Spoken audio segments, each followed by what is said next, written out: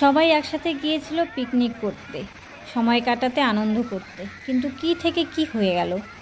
আমি মহারাষ্ট্রের লুলাবনা অ্যাক্সিডেন্টের কথা বলছি। জলের স্রোতে ভেসে গেল নয়টি তাজা প্রাণ। কেউ কিচ্ছু করতে পারল না। এই ভিডিওটা মোটামুটি সবাই দেখেছ, সোশ্যাল মিডিয়ায় প্রচণ্ড ভাইরাল একটা ভিডিও। দেখে সত্যি ভেতরটা না একদম আটকে ওঠে। আর কেমন যেন লাগে, বাচ্চাগুলোকে দেখে যেন কেমন লাগে, কি চিৎকার করছে, আর্তনাদ করছে, বাঁচার জন্য লড়াই করছে। আশেপাশে সবাই যার যার মতো সাধ্য মতো চেষ্টা করছে। দেখো,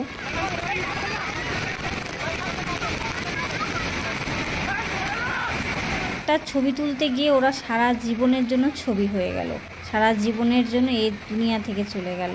আমি অনেক ভিডিওতে দেখেছি যে এই জায়গায় কয়েক মিনিট আগেও ওরা যে পাথরের উপর দাঁড়িয়েছিল ওখানে অল্প জল ছিল, পাথরগুলো দেখা যাচ্ছিল, কিন্তু পাহাড়ে মুষলধারে বৃষ্টি হচ্ছিল আর ওই জলের স্রোতই এইদিকে চলে আসে।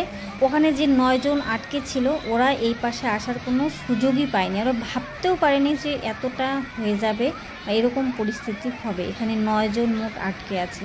দেখো, বাচ্চাও আছে, একটা বাচ্চা খুবই ছোট কোলে, আর একটা বাচ্চা আছে, ছেলে বাচ্চা 6-7 বছর হয়তো হবে, দুটো মেয়েও আছে ছোট ছোট।